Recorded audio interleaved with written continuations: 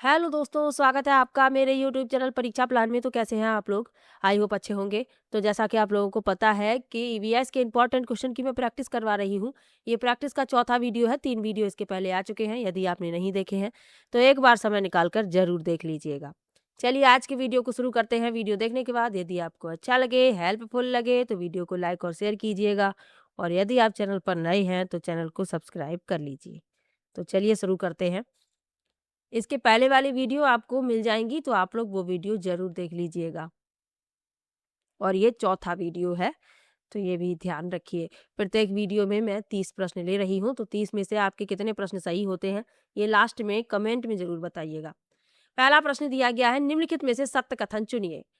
हाथी गंदले पानी में खेलना पसंद करते हैं क्योंकि इससे इनके शरीर को ठंडक मिलती है। दूसरा है, अधिकांश हाथी दिन में लगभग 10 घंटे आराम करना और सोना पसंद करते हैं। तीसरा है, 3 महीने के हाथी के बच्चे का वजन लगभग 200 किलोग्राम होता है। और चौथा है, अधिकांश बड़े हाथी एक दिन में लगभग 100 किलोग्राम पत्ते और झाड़ियां खा लेते हैं। तो आपको ये बताना है कि जो सत्य कथन है हाथी के बारे में, कई बार मैंने आपको हाथी के बारे में बताया कि हाथी जो है गंदे पानी में खेलना पसंद करते हैं क्योंकि इससे इनके शरीर को ठंडक मिलती है। तो पहला इसमें सही हो गया भाई। फिर लिखा है, अधिकांश हाथी दिन में लगभग 10 घंटे आराम करना और सोना पसंद करते हैं। दूसरा कह रहा है तो ये गलत है। याद कीजिए मैंने आपको पढ़ाया था नंदू हाथी के विषय में। तो हाथी जो है 3 से 4 घंटे ही सोते हैं, ज्यादा ये नहीं सोते हैं, 3 से 4 घंटे ही सोना पसंद करते हैं। तो इसमें लिखा है 10 घंटे, तो इसीलिए ये गलत हो गया। 3 महीने के हाथी के बच्चे का वजन लगभग 200 किलोग्राम होता है, बिल्कुल सही बात है। जो 3 महीने का हाथी का बच्चा होता है लगभग 2 क्विंटल का होता है। और जो एक वयस्क हाथी होता है एक दिन में लगभग 1 क्विंटल यानी 100 किलोग्राम पत्ते और झाड़ियां खा लेता है। तो इसमें आपका तीसरा और चौथा भी सही है, सिर्फ दूसरा गलत है। तो तीसरा विकल्प हो जाएगा उत्तर, पहला, तीसरा, चौथा। चलिए आगे बढ़ते हैं, अगले प्रश्न पर चलते हैं। अगला प्रश्न है, मधुबनी चित्रकला के बारे में सही कथन चुनिए। पहला है, इन चित्रों को बनाने में नील, हल्दी, फूल, पेड़ों के रंग आदि का इस्तेमाल किया जाता है। दूसरा है, इन चित्रों में इंसान, जानवर, पेड़, फूल, पंछी, मछलियां आदि दिखाए जाते हैं। तीसरा है, यह लोक चित्रकला बहुत पुरानी है, इसका नाम मधुबनी नामक स्थान पर पड़ा। और चौथा है, मधुबनी राजस्थान का अति प्रसिद्ध जिला है। तो मधुबनी चित्रकला का संबंध बिहार राज्य से है, ये आपको याद रखना है। प्राकृतिक रंगों का इसमें इस्तेमाल किया जाता है। चावल के पीसे हुए घोल में रंग मिलाए जाते हैं और उसी से चित्रकारी की जाती है घर के आंगन में, घर की दीवारों पर। और विवाह या उत्सव या किसी त्योहार के मौके पर इस तरीके की चित्रकारी की जाती है। इन चित्रों में इंसान, जानवर, पेड़, फूल, पंछियां ये सभी शामिल होते हैं। और ये चित्रकला बहुत पुरानी है और इसका नाम मधुबनी नामक स्थान पर ही पड़ा है। बिहार में एक स्थान है मधुबनी, उसी के नाम पर इसका नाम रख दिया गया है। तो इसमें जो कथन सही है आप पहचान गए होंगे, पहला भी सही है, दूसरा भी सही है, तीसरा भी सही है। मधुबनी राजस्थान का, तो ये गलत हो गया। अभी मैंने आपको बताया कि इसका संबंध बिहार राज्य से है। तो डी गलत है, सिर्फ ए बी सी सही है। चौथा विकल्प इस प्रश्न का उत्तर हो जाएगा। चलिए आगे बढ़ते हैं।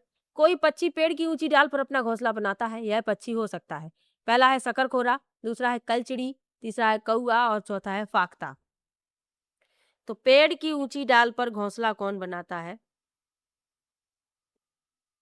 कौआ बनाता है। तीसरा विकल्प उत्तर हो जाएगा। एक प्रश्न और पूछ लिया जाता है कि कौन सा पक्षी है जो घोंसला नहीं बनाता? तो कोयल घोंसला नहीं बनाती, ये कौए के घोंसले में अपने अंडे दे देती है। और कौआ बेचारा अपने अंडों की देखभाल करता है और कोयल के अंडों की भी देखभाल करता है।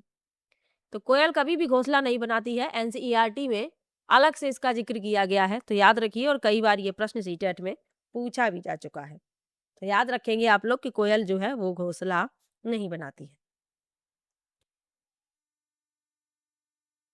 चलिए और विकल्प लिखे हुए हैं, जैसे शकरखोरा, तो ये कहाँ पर घोंसला अपना बनाती है?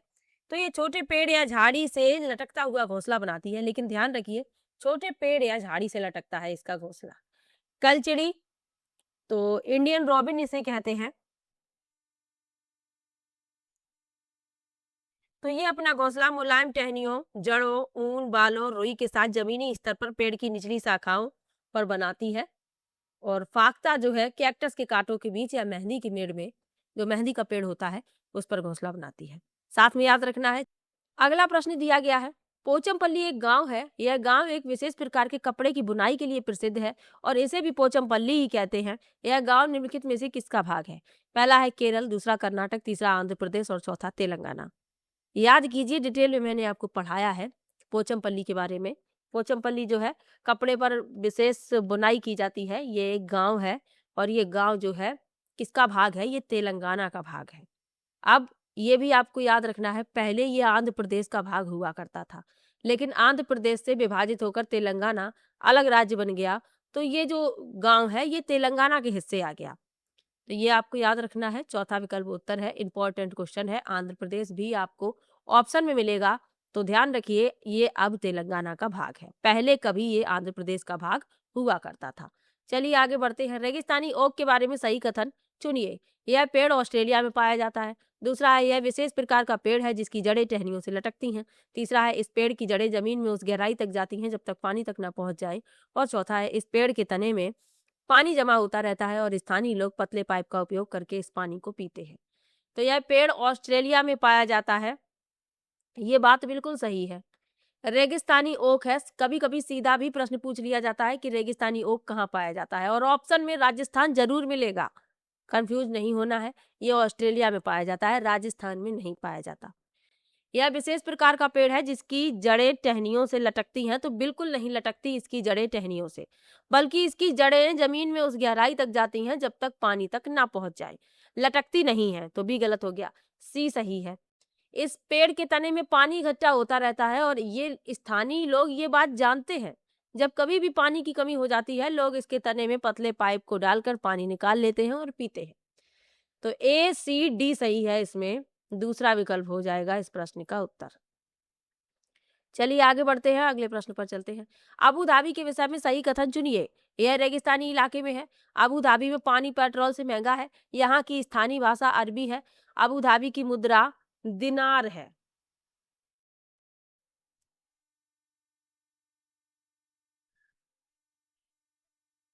तो अबू धाबी के विषय में सही कथन बताना है, तो यह रेगिस्तानी इलाके में है। हमने आपको डिटेल में पढ़ाया है, मैंने आपको, ये रेगिस्तानी इलाके में है, इसके आसपास भी रेगिस्तान है। यहाँ पानी की कमी है और पानी जो है पेट्रोल से भी महंगा है। यहाँ की जो जमीन है उसके नीचे पेट्रोलियम पाया जाता है, तो पेट्रोल वहां पर सस्ता है जबकि पानी महंगा है। यहाँ की जो स्थानीय भाषा है ये अरबी है, ये बात भी बिल्कुल सही है। और अबू धाबी संयुक्त अरब अमीरात की राजधानी है। ये एशिया के पश्चिमी भाग में है, ये भी आपको याद रखना है। यहाँ मौसम गर्म रहता है, लोग ढीले ढाले सूती कपड़े पहनते हैं और खुद को तेज धूप से बचाने के लिए पूरी तरह से ढक के रखते हैं, यानी सिर भी ढक के रखते हैं। यहाँ पर कोई वनस्पति नहीं उगती है, लेकिन एक पेड़ की बात की जाए तो खजूर का पेड़ यहाँ पर आसानी से उग जाता है। मरुस्थली पौधा है ये, मरुस्थली पेड़ है तो ये वहां पर उग जाता है, और कोई पेड़ वहां नहीं उग पाता है। अब इसमें जो सत्य है वह बताना है। तो पहला सही है, रेगिस्तानी इलाके में है, पानी पेट्रोल से महंगा है, यहाँ की स्थानीय भाषा अरबी है, लेकिन अबू धाबी की मुद्रा दिनार नहीं है बल्कि दिरहम है। याद रखेंगे आप लोग ये बात। तो डी गलत है, ए बी सी सही है, चौथा विकल्प हो जाएगा इस प्रश्न का उत्तर। चलिए आगे बढ़ते हैं।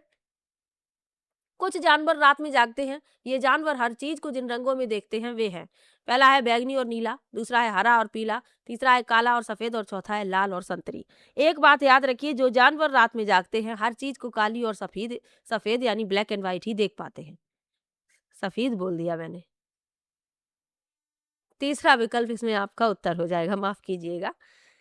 इंसान तो मैं भी हूँ, तो बोलने में भी थोड़ी बहुत गलती हो जाती है कभी कभी, उसको इग्नोर कीजिएगा। चलिए आगे बढ़ते हैं। गला भी अभी पूरी तरीके से सही नहीं हुआ है, लेकिन वीडियो बनाना तो जरूरी है ही। मेरा छोटा सा परिवार है यूट्यूब का, छोटी सी वाईटी फैमिली है।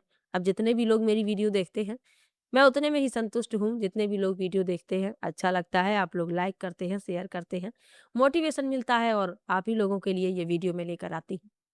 और ये सर्दी खांसी जुकाम तो लगा ही रहता है, अगर इसको लेकर बैठेंगे तो फिर काम पर फोकस नहीं होगा।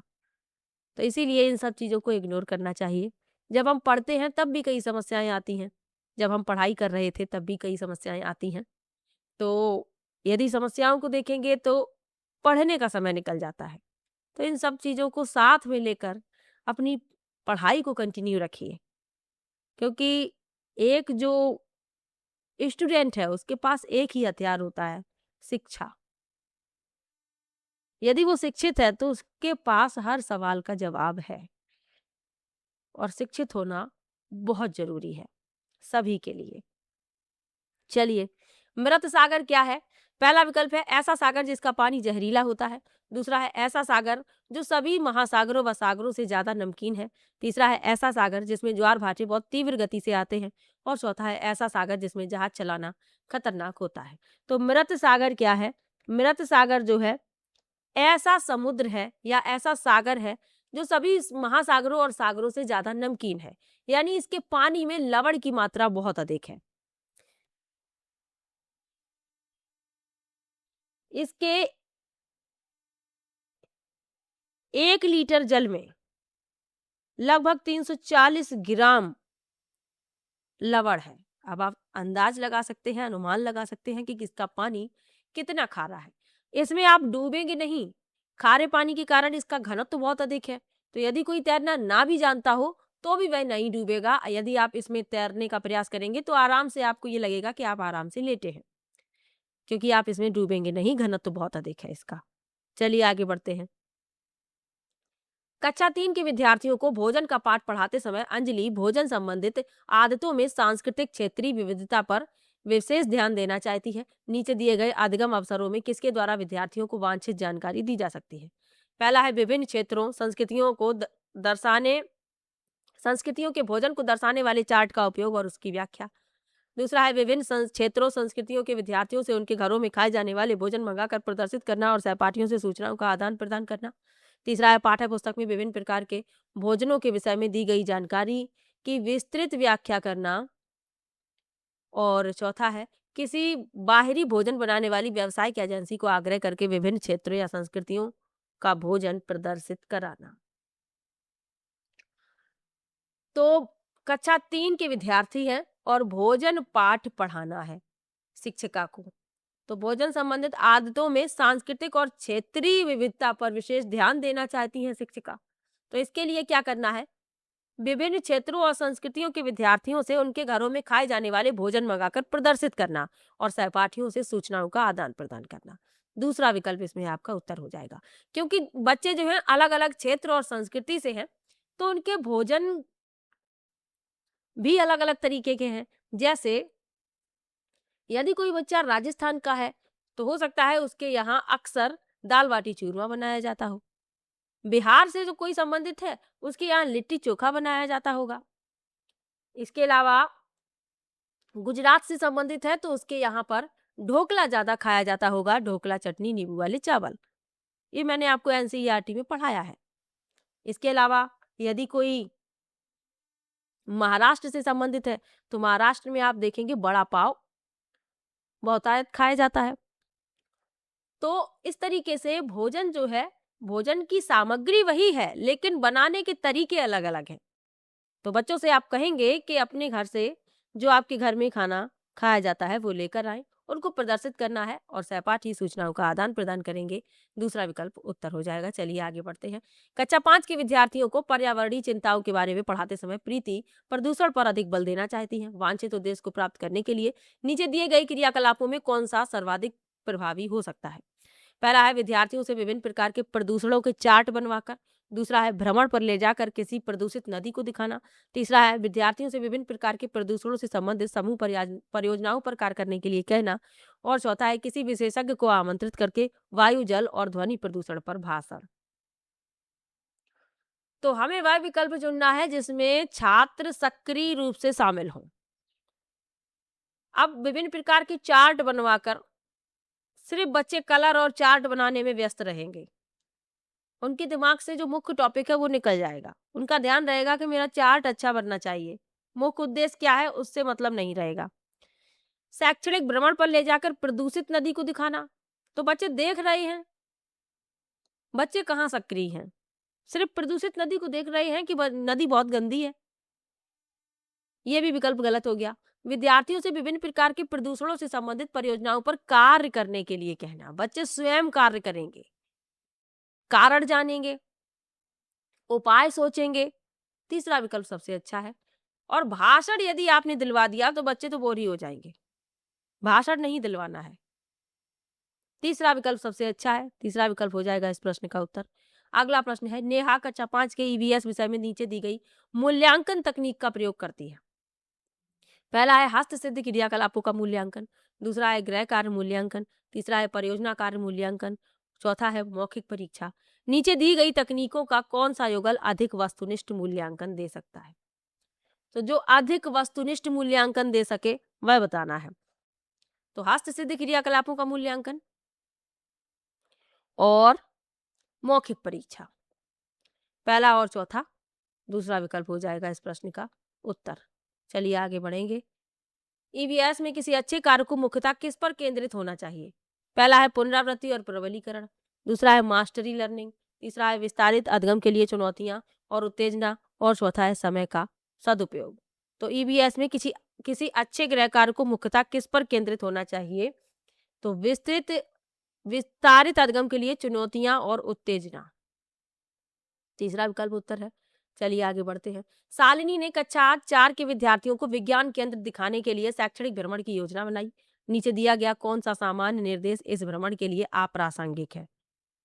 पहला है प्रदर्शन के समय अपनी शंकाओं के विषय में प्रश्न पूछना, दूसरा है अपना दिन भर का पूरा बस्ता लेकर जाना, तीसरा है बिना मुझे सूचित किए कहीं ना जाना, और चौथा है अपने साथ पेन और नोटपैड ले जाना।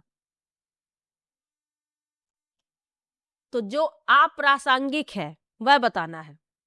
तो अपना दिन भर का पूरा बस्ता लेकर जाना, भाई बस्ते का क्या काम है? शैक्षिक भ्रमण पर हम जा रहे हैं, पूरा दिन भर का बस्ता यानी बच्चों को बोझ लेकर जाने से क्या फायदा होगा?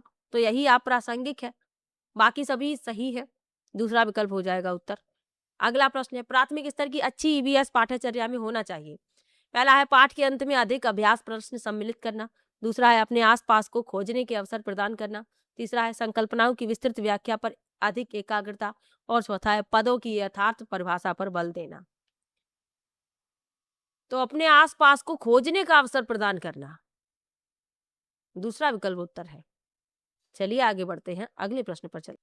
अगला प्रश्न है, प्राथमिक स्तर की ईवीएस पाठ्य पुस्तकों में कविताएं और कहानियां सम्मिलित करने का कारण है। पहला है विद्यार्थियों में साहित्यिक रुचि विकसित करना, दूसरा है विषय के अध्ययन में आमोद प्रमोद प्रदान करना, तीसरा है मूल संकल्पनाओं के अध्ययन में वृद्धि करना, और चौथा है विषय वस्तु को प्रस्तुत करने की नित्यचर्या और एक रास्ता में परिवर्तन।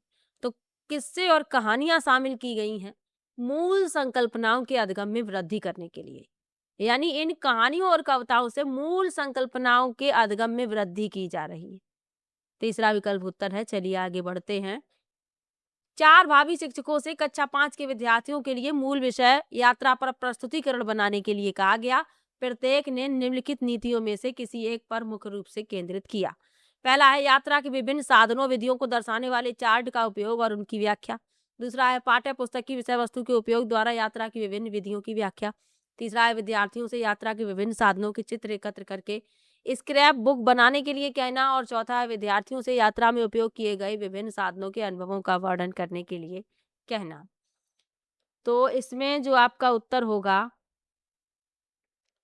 विद्यार्थियों से यात्रा में उपयोग किए गए विभिन्न साधनों के अनुभवों का वर्णन करने के लिए कहना, ये सबसे अच्छा है। विद्यार्थी अपने विचार प्रदर्शित करेंगे कि उन्होंने किससे यात्रा की है, किसके अनुभव है उसके पास।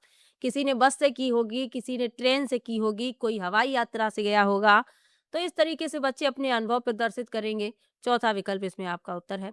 आगे बढ़ते हैं, अगला प्रश्न है 17वां प्रश्न है। वीडियो को लाइक नहीं किया है तो लाइक कर दीजिए, शेयर नहीं किया है तो शेयर कर दीजिए। अगला प्रश्न है, कक्षा 5 की ईवीएस की पाठ्य पुस्तक के किसी पाठ में सोचिए और चर्चा कीजिए भाग में नीचे दिया गया कथन लिखा है। यदि आपके गांव अथवा शहर में एक सप्ताह तक पेट्रोल अथवा डीजल ना हो तो क्या होगा? इस कथन का मुख्य उद्देश्य है, पहला है छात्रों को तेल के न्याय संगत उपयोग के बारे में संवेदनशील बनाना, दूसरा है छात्रों का पेट्रोल और डीजल के स्रोतों के बारे में मूल्यांकन, तीसरा है वास्तविक जीवन की चिंताओं को समझने हेतु कल्पना और सोचने विचारने की कुशलता को बढ़ावा देना, और चौथा है पेट्रोल और डीजल की कमी के बारे में जागृति उत्पन्न करना। तो इसका मुख्य उद्देश्य पूछा गया है कि यदि आपके गांव अथवा शहर में एक सप्ताह तक पेट्रोल या डीजल ना हो तो क्या होगा? तो वास्तविक जीवन की चिंताओं को समझने हेतु कल्पना और सोचने विचारने की कुशलता को बढ़ावा देना। तीसरा विकल्प हो जाएगा इस प्रश्न का उत्तर। अगला प्रश्न देखते हैं, ईवीएस की पढ़ाई में कक्षा में प्रश्नोत्तर तकनीक का सबसे अच्छा उपयोग किसके लिए किया जाता है? पहला है विद्यार्थियों का ध्यान आकर्षित करने के लिए, दूसरा है शिक्षार्थियों में सीखने की जिज्ञासा उत्पन्न करने के लिए, तीसरा है प्रायोगिक कौशल को बढ़ावा देने के लिए और चौथा है कक्षा में अनुशासन बनाए रखने के लिए। तो शिक्षार्थियों में जिज्ञासा उत्पन्न करने के लिए प्रश्नोत्तर तकनीक का उपयोग किया जाता है। चौथा विकल्प सॉरी दूसरा विकल्प इसमें आपका उत्तर है। चौथा मैंने बोल दिया, माफ कीजिएगा। दूसरा विकल्प उत्तर है। चलिए आगे बढ़ते हैं। प्राथमिक स्तर पर ईवीएस की पढ़ाई का मुख्य उद्देश्य है, पहला है विषय की मूल संकल्पनाओं की गहन समझ विकसित करना, दूसरा है अगले स्तर के अध्ययन के लिए विद्यार्थियों को तैयार करना, तीसरा है कक्षा की पढ़ाई को शिक्षार्थी के विद्यालय से बाहर के जीवन से संबंधित करने में सहायता करना और चौथा है स्वतंत्र रूप से हस्तसिद्ध क्रियाकलापों को करने का कौशल अर्जित करना। तो कक्षा की पढ़ाई को शिक्षार्थियों के विद्यालय के बाहर के जीवन से संबंधित करने में सहायता करना, तीसरा विकल्प उत्तर है। एनसीईआरटी में भी यही कहा गया है कि कक्षा कक्ष की जो पढ़ाई है उसे विद्यालय के बाहर के जीवन से जोड़ना। चलिए आगे बढ़ते हैं। प्राथमिक स्तर पर वृक्षों के संरक्षण की संकल्पना के बारे में विद्यार्थियों को संवेदनशील बनाने के लिए नीचे दिया गया कौन सा क्रियाकलाप उपयुक्त नहीं है? पहला है वृक्षों पर नारा लेखन प्रतियोगिता आयोजित करना, दूसरा है प्रत्येक छात्र को एक वृक्ष को अपनाकर उसकी देखरेख के लिए प्रोत्साहित करना, तीसरा है बच्चों को लकड़ी के लट्ठों का भंडार दिखाना और चौथा है वृक्षों पर पोस्टर बनाने की प्रतियोगिता आयोजित करना। वृक्षों पर पोस्टर बनाने की प्रतियोगिता आयोजित करना। तो जो उपयुक्त गतिविधि नहीं है वो बतानी है। तो बच्चों को लकड़ी के लट्ठों का भंडार दिखाना, ये उपयुक्त नहीं है। बाकी सभी तो सही है, तीसरा इसमें शामिल नहीं होगा, यही हो जाएगा इस प्रश्न का उत्तर। अगला प्रश्न है, ईवीएस की कक्षा में जल का पाठ पढ़ाते समय अंजलि ने अपनी कक्षा में जल के विभिन्न स्रोतों और जल को संरक्षित करने के लिए व्यक्तिगत क्रियाओं पर रोल प्ले आयोजित किया। इस क्रियाकलाप का मुख्य उद्देश्य है, पहला है विद्यार्थियों की सामाजिक कुशलताओं में सुधार करना, दूसरा है अधिगम की प्रक्रिया में एक रास्ता को तोड़ना, तीसरा है अधिगम की प्रक्रिया में विद्यार्थियों का सक्रिय भाग लेना सुनिश्चित करना और चौथा है जल स्रोतों के विषय में विद्यार्थियों के ज्ञान में वृद्धि करना। तो जहां बात आ जाए सक्रिय भागीदारता की तो वही विकल्प आपका उत्तर हो जाएगा, तीसरा विकल्प उत्तर है। चलिए आगे बढ़ते हैं। प्राथमिक स्तर के ईवीएस के पाठ्यचर्या को शुद्ध विज्ञान और सामाजिक विज्ञान की संकल्पनाओं को सम्मिलित करके विकसित किया गया है। ऐसा करने का मुख्य उद्देश्य है, पहला है शिक्षार्थी को पर्यावरण को साकल्यवादी ढंग से देखने योग्य बनाना, दूसरा है पढ़ाई के विषयों की संख्या को कम करना, तीसरा है विद्यार्थी के बस्ते का बोझ कम करना और चौथा है विषय अध्यापकों की आवश्यकता को कम करना। तो इसमें जो आपका उत्तर होगा, शिक्षार्थी को पर्यावरण को साकल्यवादी ढंग से देखने योग्य बनाना।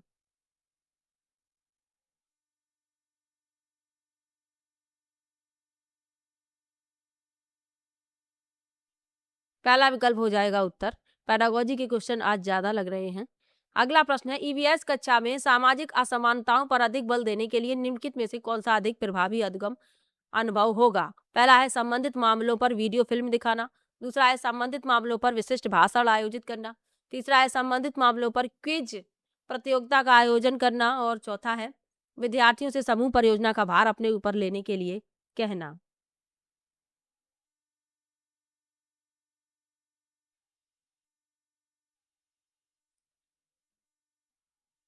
तो विद्यार्थियों से समूह परियोजना का भार अपने ऊपर लेने के लिए कहना, या इस तरीके से भी कह सकते हैं कि छात्रों को समूह परियोजना को शुरू करने के लिए कहना, क्योंकि पूछा गया है कि कक्षा में सामाजिक असमानताओं पर अधिक बल देने के लिए कौन सा अधिक प्रभावी अधिगम अनुभव होगा। तो समूह परियोजनाएं सबसे अच्छा है, चौथा विकल्प उत्तर है।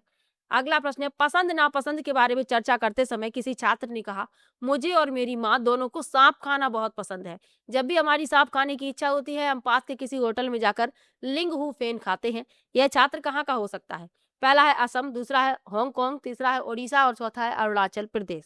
तो भाई बच्चा कह रहा है कि मुझे और मेरी माँ दोनों को ही सांप खाना बहुत पसंद है और जब भी सांप खाने की इच्छा होती है तो हम पास के ही किसी होटल में चले जाते हैं और वहां पर लिंग हु फेन खाते हैं, जो सांप से बनाया जाने वाला एक व्यंजन है। तो ये जो बच्चा है ये है हांगकांग का। दूसरा विकल्प इसमें आपका उत्तर हो जाएगा।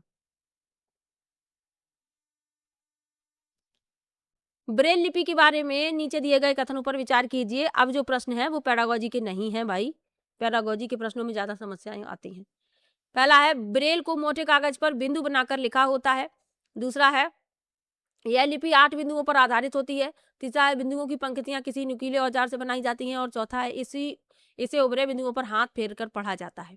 तो ब्रेल लिपि जो है लुईस ब्रेल द्वारा शुरू की गई थी और ब्रेल प्रणाली में 63 बिंदु प्रतिरूप या वर्ण हैं, लेकिन इसमें जो सत्य कथन है वह बताने हैं। तो ब्रेल को मोटे कागज पर बिंदु बनाकर लिखा जाता है, बिल्कुल सही बात है। यह लिपि 8 बिंदुओं पर आधारित है, ये गलत है क्योंकि ये 6 बिंदुओं पर आधारित है। और तीसरा और चौथा ये सही है, यानी कि पहला, तीसरा और चौथा सही है। तो आपका पहला विकल्प इसमें आपका उत्तर हो जाएगा। चलिए आगे बढ़ते हैं। निम्नलिखित में से सही कथन चुनिए। जिन जानवरों के बाहरी कान व शरीर पर बाल होते हैं वे बच्चे देते हैं। दूसरा है जिन जानवरों के बाहरी कान व शरीर पर बाल नहीं होते वे अंडे देते हैं। और तीसरा है जिन जानवरों के बाहरी कान व शरीर पर बाल नहीं होते वे बच्चे देते हैं। और जिन जानवरों के बाहरी कान व शरीर पर बाल होते हैं वे अंडे देते हैं। तो एक बात याद रखिए, सिंपल सी, जिनके बाहरी कान होते हैं और शरीर पर बाल होते हैं वो देते हैं बच्चे। अब इसी का उल्टा कर दीजिए, जिनके ना तो बाहरी कान होते हैं ना शरीर पर बाल होते हैं वे देते हैं अंडे। अब बच्चे देने वाले कौन से हैं? कुत्ता, बिल्ली, इंसान भी बच्चे पैदा करता है। और भी आप अपने आसपास उदाहरण देख सकते हैं जानवरों के। इसके अलावा अब आप देखेंगे जिनके ना कान दिखाई देते हैं, शरीर पर बाल भी नहीं होते हैं, जैसे सर्प है, मगरमच्छ है, तो ये सभी अंडे देते हैं। ये भी आपको याद रखना है। तो ए और बी इसमें सिर्फ सही है, चौथा विकल्प हो जाएगा उत्तर। अगला प्रश्न देखते हैं। मधुमक्खी पालन के विषय में सही कथन चुनिए। मधुमक्खी पालन शुरू करने का सबसे अच्छा समय जनवरी से मार्च है, जो पूरी तरीके से गलत लिखा हुआ है, क्योंकि मधुमक्खी पालन शुरू करने का सबसे अच्छा समय अक्टूबर से दिसंबर के बीच होता है, क्योंकि ये जो समय है मधुमक्खी के अंडे देने का समय है। पहला हो गया गलत। लीची के फूल मधुमक्खियों को लुभाते हैं, बिल्कुल लुभाते हैं। मधुमक्खी पालन और उनके द्वारा उत्पादित शहद का भंडारण करने के लिए बक्सों की आवश्यकता होती है, बिल्कुल होती है आवश्यकता। और मधुमक्खियों के लिए मीठा घोल बनाने के लिए चीनी खरीदी जाती है। तो दूसरा, तीसरा और चौथा सही है, इसमें आपका तीसरा विकल्प हो जाएगा उत्तर। आगे बढ़ते हैं। किसी छात्रा ने अहमदाबाद से नागरकोइल की यात्रा के बारे में अपनी डायरी में नीचे दी गई जानकारी नोट की। दिनांक दिया गया है, अहमदाबाद पहुंचने का समय दिया गया है और स्टेशन छोड़ने का समय दिया गया है, और गांधीधाम से दूरी भी दी गई है और दूरी किलोमीटर में है। तो इसमें बताना क्या है? उपरोक्त जानकारी के आधार पर नीचे दिए गए निष्कर्ष निकाले गए। अहमदाबाद से नागरकोइल की दूरी 2348 किलोमीटर है। इस दूरी को रेलगाड़ी 40 घंटे 55 मिनट में तय करती है। इस दूरी को रेलगाड़ी 28 घंटे 55 मिनट में तय करती है। रेलगाड़ी की औसत चाल लगभग 80 किलोमीटर प्रति घंटा है। अब इसमें से जो सत्य है वह बताना है।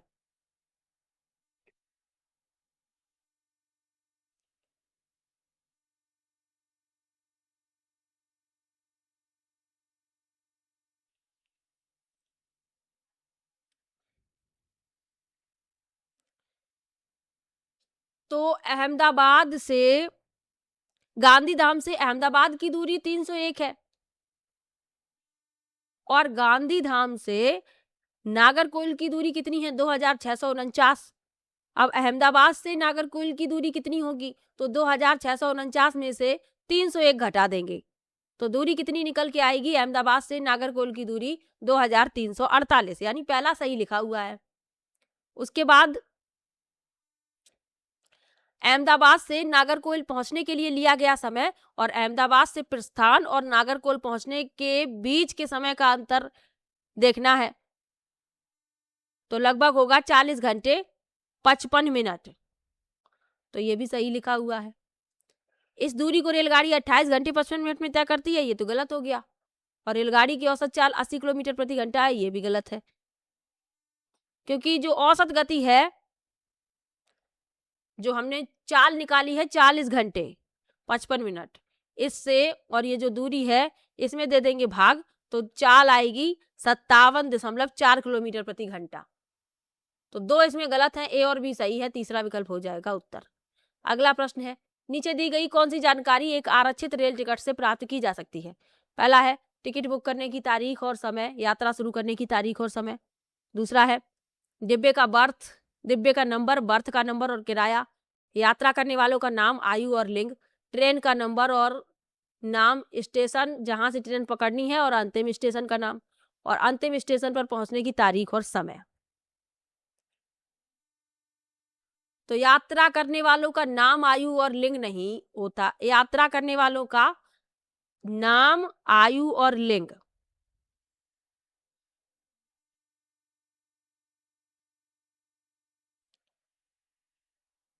जो एक आरक्षित रेल टिकट होता है उस पर क्या होता है, नाम होता है, बोर्डिंग स्टेशन और अंतिम स्टेशन का, और रेलगाड़ी का नंबर, वर्ष और कक्ष नंबर होता है, किराया दिया जाता है, दूरी दी जाती है, पीएनआर नंबर होता है, गंतव्य पर पहुंचने की तिथि और समय होता है, यात्री की आयु और लिंग होता है, नाम नहीं होता। तो इसमें एक नाम भी जोड़ दिया गया, तो सिर्फ सी गलत है, ABDE सही है। तो इसमें आपका तीसरा विकल्प हो जाएगा उत्तर। चलिए आगे बढ़ते हैं, अगले प्रश्न पर चलते हैं। अरे, इस स्लाइड में 29 ही क्वेश्चन है, माफ कीजिएगा, एक प्रश्न कम है। तो आज मैंने 29 ही प्रश्न ले पाए हैं क्योंकि आगे प्रश्न नहीं है। तो आप लोगों को वीडियो कैसा लगा कमेंट बॉक्स में जरूर बताइए। 29 में से आपने कितने प्रश्न सही कर पाए हैं ये भी कमेंट में जरूर बताइएगा, और वीडियो कैसा लगा ये भी कमेंट में जरूर बताइए। मिलते हैं नेक्स्ट वीडियो में, तब तक के लिए बाय बाय।